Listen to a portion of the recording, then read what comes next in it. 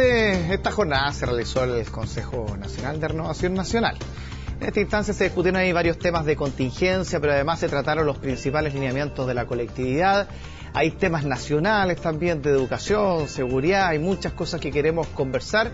¿Qué va a pasar, por ejemplo, con el futuro de la tienda de Antonio Varas? En fin, nos acompaña acá en CNN Chile quien fue parte de la directiva por mucho tiempo de Renovación Nacional, Miguel Otero, a quien le damos la bienvenida. ¿Cómo está? Muy buenas noches, gusto saludarlo. A ver, ¿qué significa para usted Renovación Nacional? Partiendo esta conversación. Mira, Renovación Nacional es un partido que lo fundamos con un lema. Primero Chile, segundo Chile, tercero Chile, después Renovación Nacional y después nosotros. ¿Y cuál es la Renovación Nacional de ahora? ¿Tiene todos esos chiles previos o no? Yo creo que en algunas cosas se ha fallado, lo he dicho en los consejos generales del partido, pero no solo ha sido en Renovación Nacional, sino que en general en casi todas las colectividades políticas. Si usted mira, por ejemplo, lo que pasa en el Parlamento, yo me recuerdo del Senado, aunque me tocó participar, de todos los senadores que habían de cualquier partido político, eran senadores de la República. Se hicieron muchas cosas porque eran para bien de la República. Ninguno se sentía senador de partido o senador personal para sus ambiciones personales. Y eso permitió que se sacaran leyes, muy buenas leyes para Chile, y de común acuerdo con el gobierno, pese a que éramos oposición. Entonces yo creo que había un cambio en la manera de mirar la política. Yo creo que cuando uno llega a la política, lo primero que tiene que mirar es qué es lo mejor y lo más conveniente para el país, no lo que es más conveniente para su colectividad política o para uno personalmente. Y usted, cuando escucha de repente que están estos comentarios de que habría algunos de Renovación Nacional acercándose a la democracia cristiana, que hay otros que están más cerca de la UDI, ¿eso le provoca algo a usted o no? Mira, yo creo que hay un profundo error en general, porque si tú tomas la gente que nos está escuchando, que sea Renovación o de la UDI, todos piensan lo mismo, todos quieren lo mismo. Las diferencias se producen a nivel de directivas, y eso no ha sido ahora, ha sido siempre. Primero fue una gran Renovación Nacional, después se dividió, ¿no es cierto? Pero las divisiones fueron por cúpulas, no es por la gente quiere lo mismo.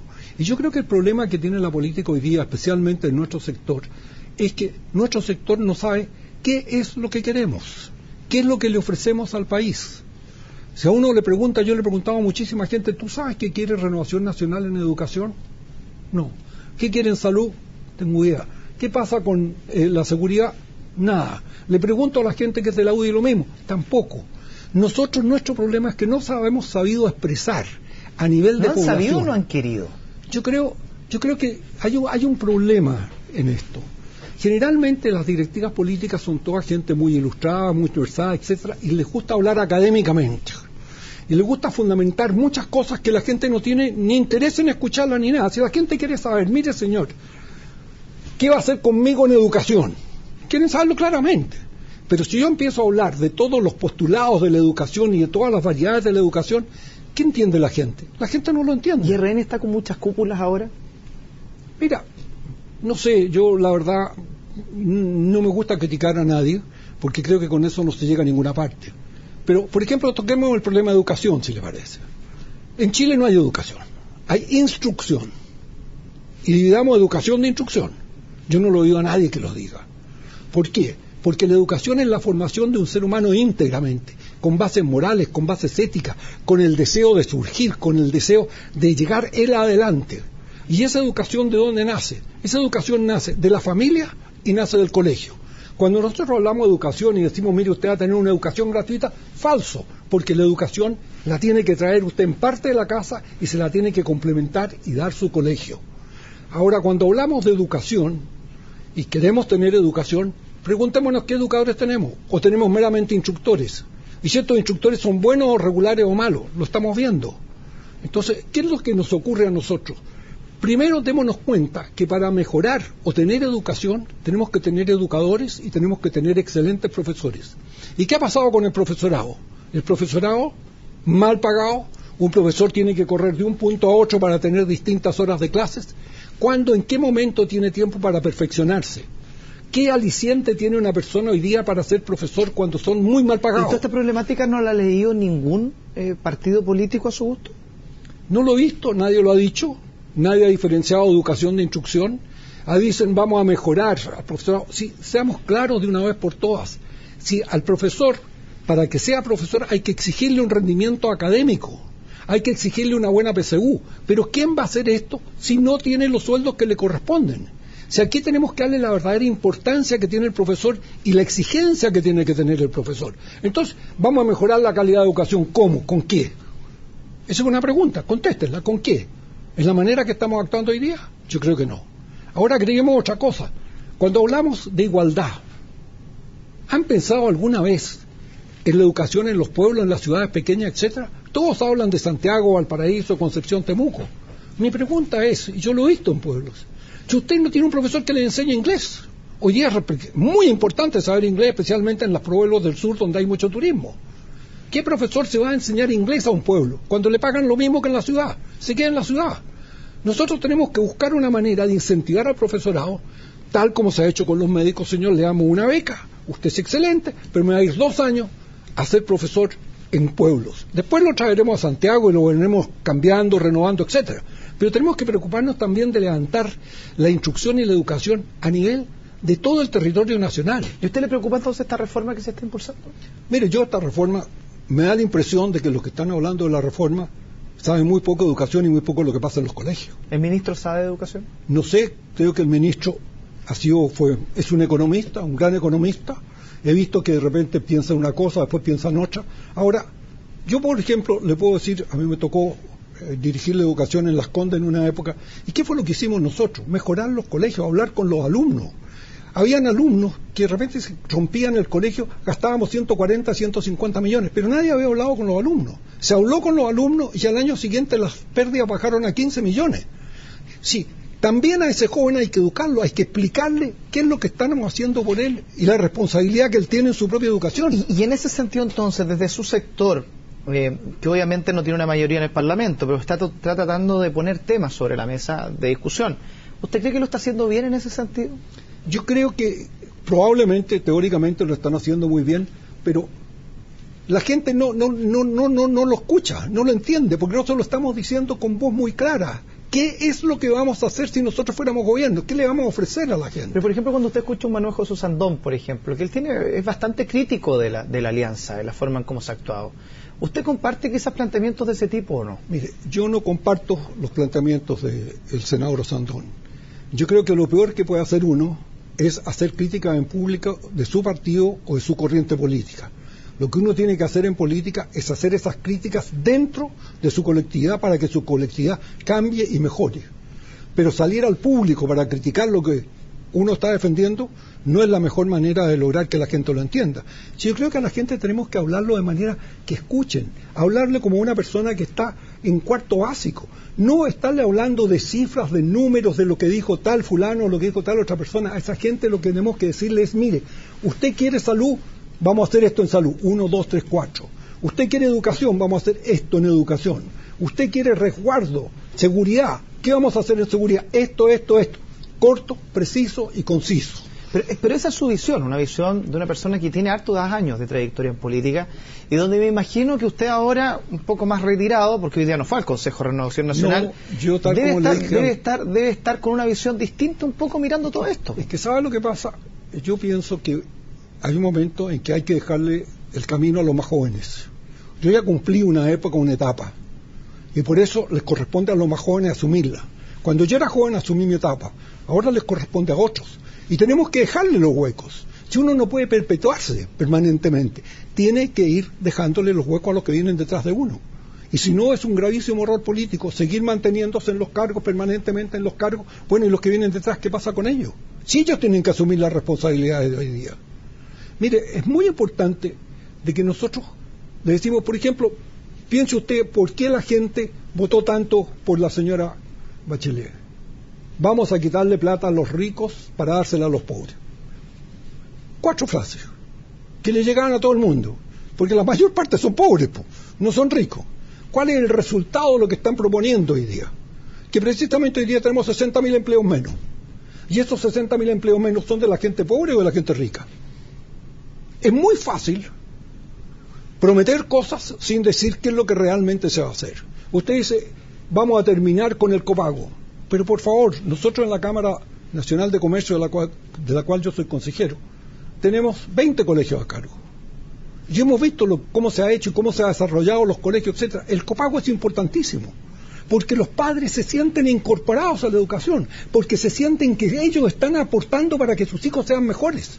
Y eso es tan importante, que el padre sienta que está participando en la educación de su hijo. Ahora, ¿a usted le gustaría ser más partícipe desde el punto de vista de que la opinión pública escuche su voz en torno a la educación? Porque me da la sensación que usted tiene un mensaje bastante claro que quiere dar a conocer en términos de educación. Mira, yo lo que hablo es, he sido profesor universitario por más de 55 años, y me doy cuenta que lo que nos está fallando es la calidad de la educación. Y la calidad de la educación no proviene de los edificios, ni del mobiliario, proviene de los académicos, de los profesores. Para darte una pequeña idea de lo que estamos viendo, yo soy consejero de la Academia Judicial, donde precisamente se hacen las clases a los jueces. Hicimos un concurso, para 24 vacantes se presentaron 340 abogados recibidos. Se hizo un examen preliminar de conocimientos. ¿Sabes cuántos abogados pasaron ese examen preliminar? 60. Por primera vez en la academia, con los nuevos, con el presidente antiguo y el presidente actual, y con el director actual, se señaló de que para ser juez no basta saber, hay que tener condiciones psicológicas para ser juez. No cualquiera puede ser juez. A esos que aprobaron se les hizo un test psicológico hecho por psicólogos especiales. ¿Sabes cuántos aprobaron? 14. Y 10 con observaciones. Bueno, ¿qué te está diciendo eso? Que si tú quieres tener buenos jueces, tienes que mejorar la calidad de los jueces. En algunos casos. Hay jueces muy buenos, hay otros que regulares y otros que realmente no debieran estar en el Poder Judicial. Pero lo mismo pasa en la educación. Uno ve, por ejemplo, en las universidades, ¿qué pueden decir? Había como 20 universidades. ¿Qué hace una universidad enseñando derecho cuando de los 20 candidatos que se presentaron, los 20 salieron mal en el examen? Y lo que pasa es que cuando uno da títulos sin que los alumnos sepan, constituye una estafa social. ¿Y eso está pasando? Pero si está la demostración ahí. ¿Cómo me pueden decir que de 340 abogados tomándole un examen mínimo aprueban 60 los conocimientos? Y usted, retrocediendo un par de segundos antes, usted dice que en estos momentos hay jueces que no debiesen ser jueces. No, es decir, mire, yo creo que en todo hay pero excelente... Pero en particular, es decir, yo creo que probablemente deben haber, porque tenemos más de 2.400 jueces que porque se dejan influenciar políticamente o se dejan influenciar por su sentimiento personal, en lugar de tener esa frialdad, esa tranquilidad para poder aplicar la justicia. Yo por lo menos... No lo digo en términos de la prueba, de que si hay una cierta cantidad que la está reprobando, uno dice, chuta, a lo mejor en algún minuto de nuestra vida o poco tiempo atrás, hay jueces que a lo mejor no debiesen tener o no están capacitados para estar ahí. Si usted le hiciera, para eso tendría que examinar a todos los jueces. Y hay una diferencia muy grande. Piense usted que en una época teníamos alrededor de 480 jueces, con jueces de la Corte Suprema. Un juez para llegar a Santiago tenía que estar por lo menos 15, 20 años en la carrera. Hoy día tenemos más de 2.000 jueces. Más de 2.000 jueces. ¿Ah? Y hay jueces que de la calle llegaron a sentarse en un juzgado en Santiago. Entonces, los jueces antiguos que tuvieron que hacer una carrera, demostrar su etcétera, hoy día no es lo mismo. La necesidad de tener más jueces, los cambios que se han hecho. Bueno, ahora, yo por ejemplo, acá estoy preparando un trabajo para un seminario de Derecho Procesal, y de repente digo, en Chile no hay Estado de Derecho. Y alguien me dice, ¿pero cómo te atreves a decir esto? Pero por supuesto no hay Estado de Derecho. Porque el Estado de Derecho se caracteriza por la igualdad en la aplicación de la ley. Igualdad en la aplicación de la ley. ¿En Chile no? Frente a los mismos hechos, debe aplicarse la ley de la misma manera. ¿En Chile no se aplica? No, no se aplica. Y es más, todavía en todos los países la Corte Suprema es la que establece la aplicación y la interpretación de la ley. Aquí en Chile tenemos salas de la Corte Suprema que frente a los mismos hechos dicen blanco y la misma sala con otra integración dice negro. ¿Cuál es la verdadera explicación de la ley? No es que los jueces sean malos, si no estamos criticando eso. Lo que estamos criticando, por ejemplo, ve usted la prueba. Usted en el Código de Procedimiento Civil le limitan los medios de prueba. En materia penal, en materia laboral, de familia, usted todo en materia de medios de prueba. Si usted analiza cómo se estima el juez la prueba, Lo puede apreciar en conciencia, obligatoriamente en algunos casos. En otras es el código lo que le dice cómo tiene que apreciar la prueba. En otras hay libertad de prueba, por suerte muy escasa. Y hoy día está la apreciación de la sana crítica. ¿Estamos realmente aplicando con igualdad la ley? Esa es una pregunta. Es una pregunta sumamente válida, pero ¿sabes qué? Me quedo en el tintero algo, y volviendo a ERN, porque obviamente aquí los tiempos han cambiado. Esto que usted está señalando ha sido parte de una crítica de la cual se han sumado en su minuto también personeros de su partido, quizás anterior. Y quería volver a la etapa, por ejemplo, de Carlos Larraín. Para usted, como Carlos Larraín, como ERN, ¿fue o interpretó parte de lo que usted está señalando? ¿Fue un impulsor de todo esto o no?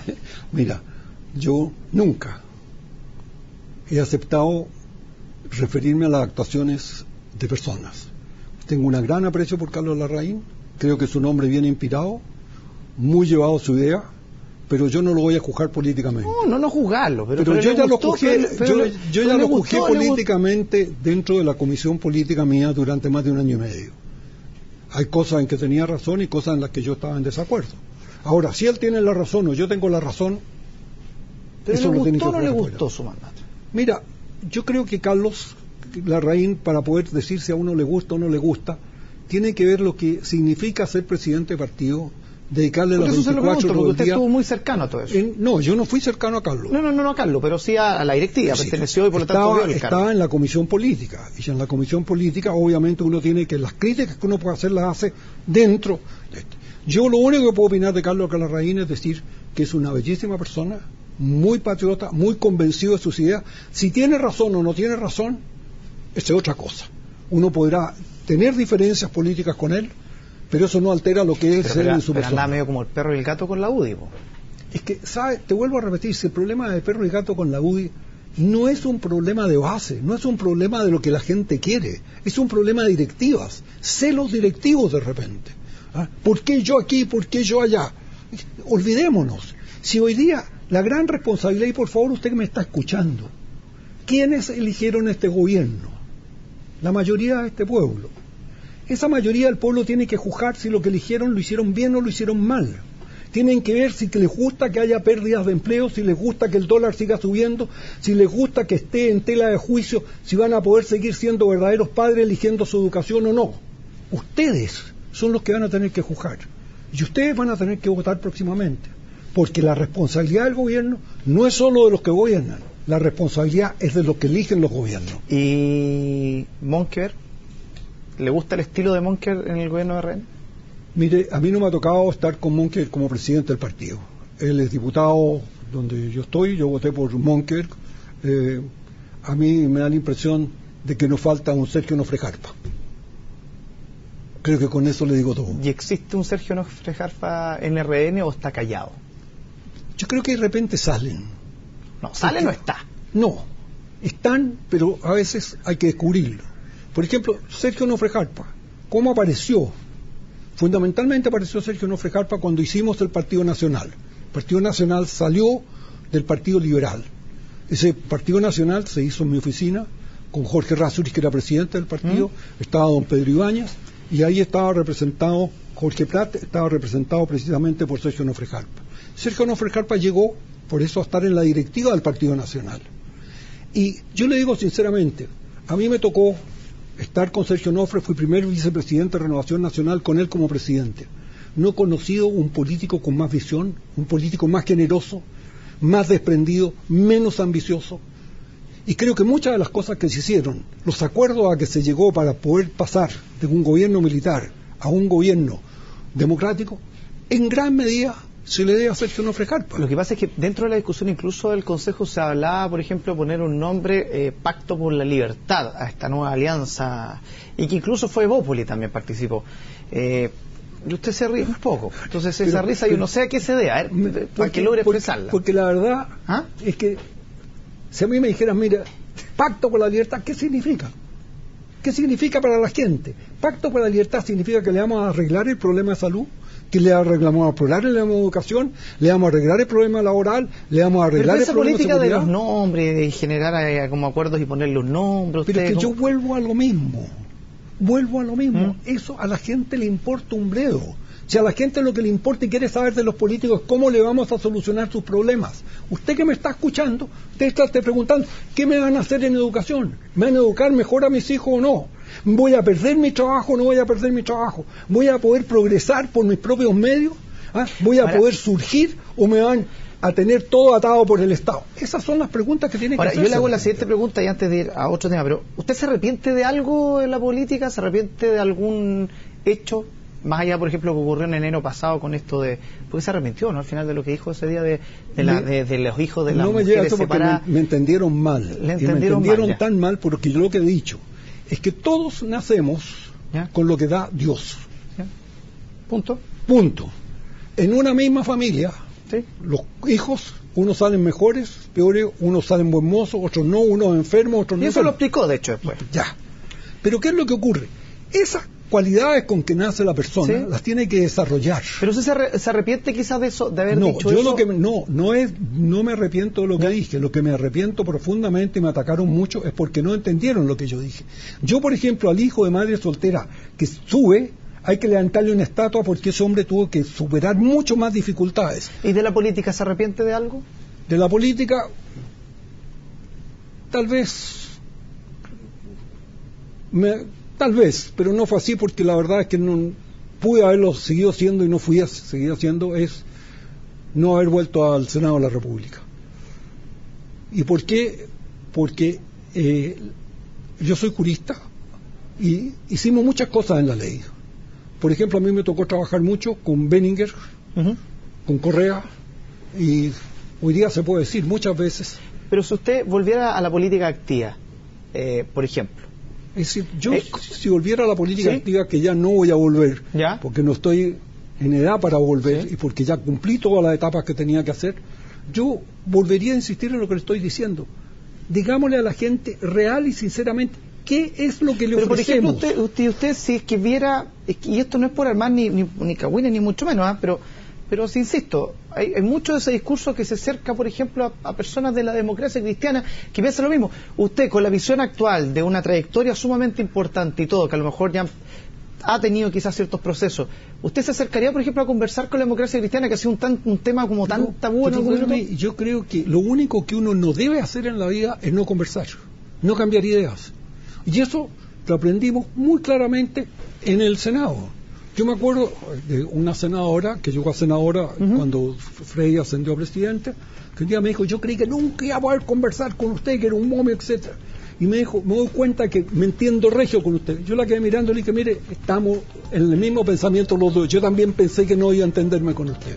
O sea, se puede entender con la DC. Pero si yo he ido con Escalona a Rusia, invitado, me tocó estar 3 días con Escalona y todo, conversamos muchas cosas.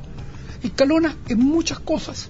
Usted le tiene que decir, por favor, estás bien, pero ¿por qué vas a pelear? Porque eres socialista y tú eres Renovación Nacional. Nunca, jamás uno debe dejar el diálogo, tratar de entender a la otra persona, tratar de comprender. Y hay algo que es muy importante, que no se olvide. En la vida, lo más fácil es hacer grandes cosas. Lo más difícil es dejar de hacer imbecilidades. Muchas gracias, está la música y así que tenemos que despedirnos. Que esté muy bien, Muchas gracias. Que esté bien. Bueno, nosotros hacemos una pausa, regresamos dentro de poco.